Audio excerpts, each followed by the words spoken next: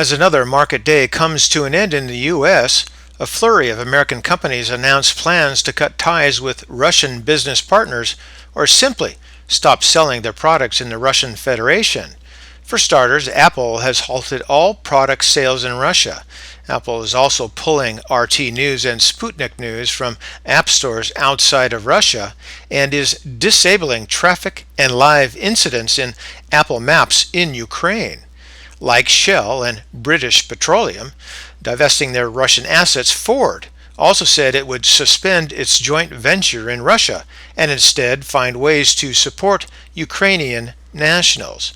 Nike has closed its online stores and said it won't sell any new merchandise in Russia because it can no longer guarantee delivery. And the U.S. government is also planning to ban Russian aircraft from American airspace and broadening aviation restrictions. And in a potentially far more serious development, reports indicate that Boeing has suspended aircraft maintenance and support services for Russian airlines. But the big question is, with all the U.S. companies rushing to cut financial ties with Russia, what is the risk it will backfire? Well, let's take a look at the charts.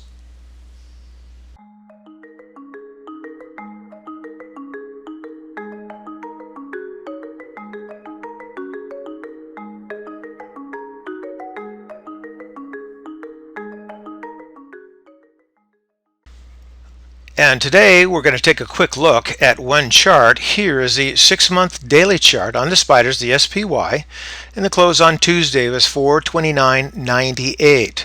Now we're just going to continue looking for that W formation.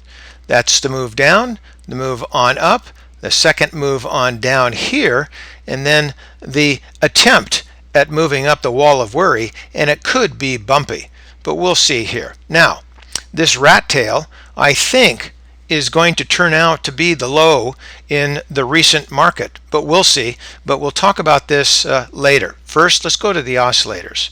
Into volume. Volume definitely has increased, but not to significantly high levels. So I think things are still moving along well enough. Into the MACD, you can see that this move here was very negative.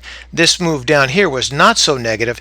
If the fast line can trundle along that slow line and stay somewhat parallel before moving on up, I think we're going to be okay, because definitely from this low here through here there has been some improvement, and you're going to see that same improvement in the rest of the oscillators, including the MAC histogram, definitely up here. And you can see this has come down here, bottomed and base, moving on up here, and these last 2 days it hasn't deteriorated very much. So hopefully that's going to stay near that zero line and perhaps move up and through. Down into the price rate of change, much the same.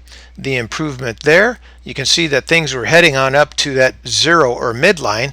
This move down is not all that significant. Hopefully it can turn and sawtooth on its way up.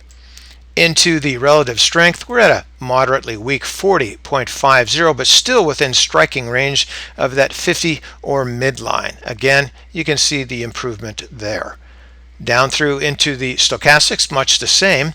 And then of course the Williams has moved on out of that oversold territory near the 50 line, so things are strengthening.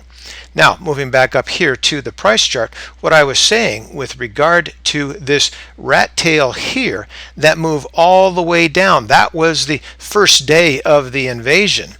And I did some research on this, going all the way back to the assassination of JNK, to the Gulf and Iraq wars, and there was probably about a half a dozen circumstances that were as similar as I could get in the market that showed 100% of the time that the low was on the first day or the beginning of the event, and the low was not revisited later. It's trying to do that here at 429.98. We'll see, but we have a ways to go down to hit this low here.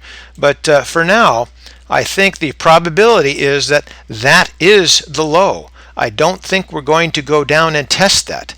If there is a test, it's going to be, I think, in this area here. So watch for that. I think this is the low, and you can make your comments below if you disagree.